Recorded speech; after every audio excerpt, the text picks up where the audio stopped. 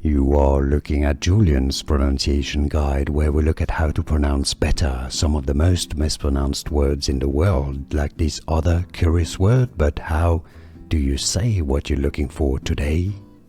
We are looking at how to pronounce this word, as well as how to say more interesting but often confusing vocabulary that many mispronounce, so make sure to stay tuned to the channel if you enjoy learning.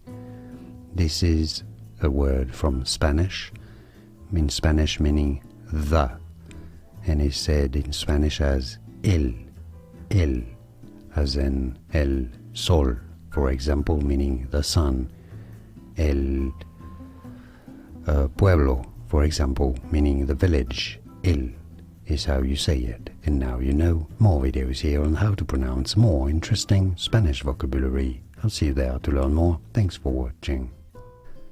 Here are more videos on how to pronounce more confusing words and names too many mispronounced. Like this video if you found it useful. I appreciate your support. I'll see you soon and thanks for watching.